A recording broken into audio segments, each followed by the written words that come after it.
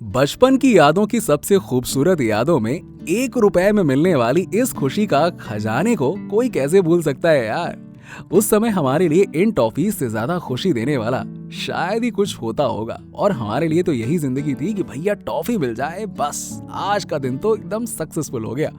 और इन टॉफीज में खुशी का जैकपॉट हमें मिल जाता था। और इस एल्पेनलीबे टॉफी से सबकी फेवरेट, सबकी चहेती कैरेमल टेस्ट वाली एल्पेनलीबे टॉफी, आए हाय हाय हाय, आज भी बचपन की उन यादों को ताजा कर देती है यार, है ना। उस समय इस टेस्टी टॉफी को खाने के अलावा शायद हमारी जिंदगी में कोई गोल ही नहीं था। पर दोस्तों, आज इस टॉफी को देखकर ये जरूर विचार आता है कि आखिरकार इस टॉफी को कैसे बनाया जाता था जिससे ये इतनी टेस्टी थी। और मैं कहता था कि बस ललचाए जा, खाए जा, है ना। आज मैं एल्पेनलीबे टॉफी लवर्स के लिए इस खास वीडियो में आपको ले चलने वाला हूं एल्पेनलीबे टॉफी की फैक्ट्री की ओर, जहां हम देखेंगे कि इसे फैक्ट्री में कैसे बनाया जाता है जो ये इतनी टेस्टी होती है। तो चलिए मेरे साथ आज के इस सफर की ओर बढ़ते हैं। लेकिन हाँ, सफर में बढ़ने से पहले चैनल को सब्सक्राइब जरूर कर लीजिएगा और बेल आइकन को दबा दीजिएगा ताकि आपको हमारे वीडियोस के नोटिफिकेशन मिलते रहें। हम पहुंच चुके हैं यहाँ एल्पेनलीबे टॉफी बनाने वाली फैक्ट्री में। यहाँ पर देखिए इस फैक्ट्री में कैसे इस खास कैरेमल टेस्ट वाली टॉफी को बनाया जा रहा है। सबसे पहले इस फैक्ट्री में इस टॉफी को बनाने की शुरुआत सबसे जरूरी इंग्रेडिएंट शुगर से होती है। पर यह शुगर कोई मामूली शुगर नहीं होता है।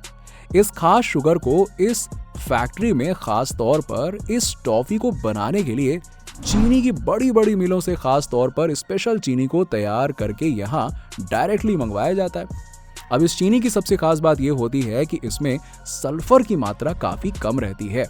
तो यहाँ पर फैक्ट्री में ये स्पेशल चीनी की बोरियां पहुंच चुकी हैं और अब ये सबसे पहले इस चीनी में पानी मिलाकर यहाँ पर इस तरीके से शुगर की एक चाशनी को बनाया जा रहा है। देखिए ये काम कैसे किया जा रहा है। अब आप यहाँ पर इस शुगर की खासियत को भी देख पा रहे होंगे, क्योंकि नॉर्मल शुगर में जिसे पकाने पर झाग निकलता है, यहाँ पर इसे पकाने पर कोई झाग नहीं निकलता। इसे इस तरह से कुछ देर तक पका लिया जाता है ताकि उसकी चाशनी बनाई जा सके, और उसके बाद उसमें गेहूं के आटे को भी डाल दिया जाता है थोड़ा पानी मिलाकर। और क्या, अब ये लोग एक बहुत खास तरीके का पेस्ट बना रहे हैं और इसे थोड़ी देर तक और पकाया जाता है। अब देखिए कैसे देखते ही देखते ये एकदम मस्त वाला पेस्ट बन चुका है। अब इसी से टॉफी को बनाया जाएगा। देखिए पेस्ट बनकर तैयार हो चुका है, जिसे एक बड़ी सी प्लेट पर ठंडा करने के लिए डाल दिया गया है। और पेस्ट तो ठंडा हो रहा है, पर ये लोग इस पेस्ट में ये क्या कर रहे हैं यार। अरे चलिए मैं बताता हूँ दोस्तों। असल में ये लोग इस पेस्ट में ना बबल ना बने, इसीलिए इसे एक औजार की मदद से इस तरह से हिला हिलाकर बबल्स को खत्म कर रहे हैं। क्योंकि अगर इस पेस्ट में बबल रहेगा तो फिर टॉफी इतनी अच्छी नहीं बन पाएगी ना। अब इस प्रोसेस को करने के बाद पेस्ट को सूखने के लिए कुछ देर के लिए छोड़ दिया जा रहा है। अब यहाँ पर इस ट्रे में ये पेस्ट ऐसे ही कुछ देर के लिए पड़ा रहता है। अब ये बिल्कुल एक जेली के जैसा बन गया है और यहाँ पर ये आदमी इसे काट कर इसके छोटे छोटे टुकड़े बना रहा है। फैक्ट्री के इस खास एरिया में इस पेस्ट के टुकड़े के पहुंचने के बाद इसे कुछ इस तरह से गूंथा जाता है। अब ये काम हाथों और मशीनों दोनों के द्वारा किया जाता है, और यहाँ पर इसे गूंथते वक्त इसमें थोड़ी शुगर और भी अलग से इस तरह से मिला दी जाती है, जिससे अब कुछ देर तक इस पेस्ट को गूंथे जाने के बाद अब ये पेस्ट काफी स्मूथ और शाइनी हो चुका है। तो टॉफी बनाने के लिए पेस्ट तो भैया बनकर हो चुका है तैयार। पर हमारी डिलीशियस और अनोखे स्वाद वाली एल्पेनलीबे टॉफी सिर्फ इस पेस्ट से तो नहीं बनती है, बल्कि इसके अनोखे स्वाद के लिए एक खास दूसरा पेस्ट भी बनाया जाता है। जी हाँ, जो इस टॉफी को एक अलग और बेहतर स्वाद देता है। यहाँ पर देखिए कैसे इस कंटेनर में दूध के साथ चॉकलेट को मिलाया जाता है। ये हुई ना बात भाई। अब चॉकलेट की बात हो रही है तो मन तो लल जाएगा। और यहाँ पर इस तरह से दोनों को देखिए कैसे आपस में मिलाकर गर्म किया जाता है ताकि इसका टेस्ट और भी ज्यादा बढ़ सके।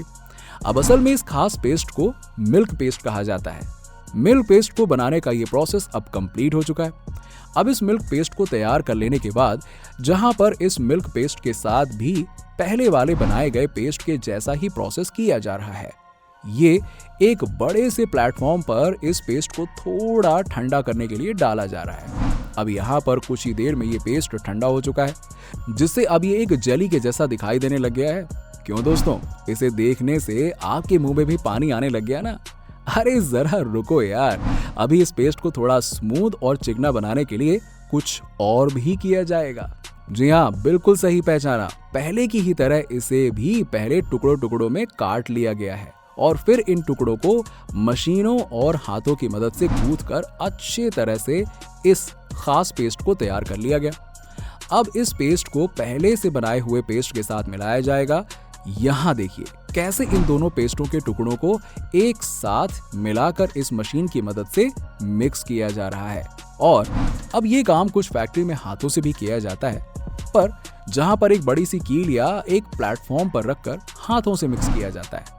इस काम को कर लेने के बाद अब टॉफी बनाने के लिए जरूरी पेस्ट तो देखिए बनकर हो चुका है तैयार, जिसे यहाँ इस फैक्ट्री की एक खास मशीन में डाल दिया जाता है। ठीक है, अब ये मशीन एक बहुत ही खास मशीन है जो इस पेस्ट को बेलनाकार शेप में बनाकर आगे की ओर भेजने लगती है। अब पेस्ट ये देखने में एक सांप के जैसा लग रहा है और ये पेस्ट एक रस्सी के जैसा बन चुका है और ये इस तरीके से आगे कन्वेयर बेल्ट की मदद से आगे बढ़ता है और इसे एक दूसरी मशीन में पहुंचा दिया जाता है, जहां से ये ऑटोमेटिकली एक कटिंग मशीन की ओर बढ़ती है और ये कटिंग मशीन एल्पेनलीबे टॉफी को बनाने वाली इस पेस्ट की कटिंग का काम करती है। अब यहाँ पर इस रस्सी जैसे दिखने वाले सख्त हो चुके पेस्ट को मशीन कुछ ही देर में काट कर छोटे छोटे टुकड़ों में बदल देती है। अब ये तो बिल्कुल टॉफी जैसा बन चुका है यार, देखो ना। असल में हमारी एल्पेनलीबे टॉफी तो अब बन चुकी है, पर अभी टॉफी को हम तक पहुंचने से पहले कुछ और प्रोसेस से गुजरना है। जैसे कि यहाँ पर ये देखिए, कटिंग के बाद बनी हुई टॉफीज को कन्वेयर बेल्ट पर इस तरह से गिरा दिया जाता है और ये कन्वेयर बेल्ट पर आगे बढ़ती हैं, जहां पर कन्वेयर बेल्ट पर इन गर्म टॉफीज को कुछ देर ऐसे ही कन्वेयर बेल्ट पर सुखाने के लिए घुमाया जाता है।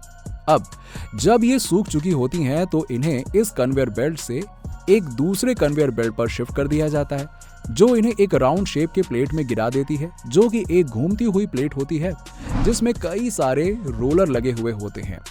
यहाँ पर आप देख रहे होंगे कि कैसे इन टॉफीज को घुमाया जा रहा है। असल में ये प्रोसेस इस टॉफी को बनाने का बहुत खास प्रोसेस है। इसे घुमाने के पीछे का कारण टॉफी को चिकना बनाना होता है और उसमें चमक पैदा करना होता है। आखिरकार जब टॉफी चमकीली और चिकनी होगी तभी तो खाने में टेस्टी होने के साथ साथ दिखने में भी अच्छी लगेगी, तभी तो हमारा मन ललचाएगा। क्यों, सही कहा ना मैंने? तो अब इस प्रोसेस के हो जाने के बाद इस घूमते हुए राउंड शेप्ड प्लेट से इन्हें इस तरह के एक कन्वेयर बेल्ट पर शिफ्ट कर दिया जाता है, जहां पर ये कन्वेयर बेल्ट में आगे जाकर इसे एक दूसरे कन्वेयर बेल्ट पर गिरा देती है। अब यहां से ये पैकिंग एरिया की ओर रवाना हो रही है।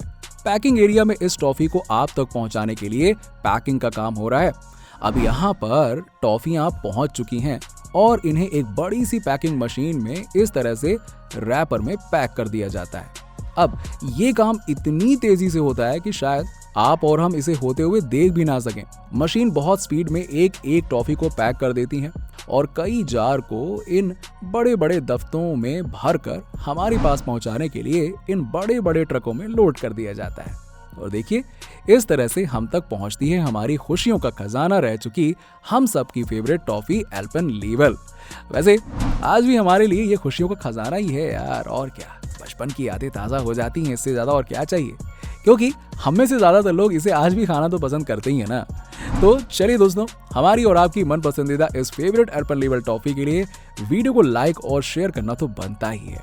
और अगर आपको हमारा ये वीडियो अच्छा लगा हो तो जाते जाते चैनल को भी सब्सक्राइब जरूर कर दीजिएगा। मिलते हैं आपसे नेक्स्ट वीडियो में और ऐसी किसी और फैक्ट्री विजिट के साथ। चलिए मिलते हैं आपसे नेक्स्ट वीडियो में, तब तक के लिए बाय बाय।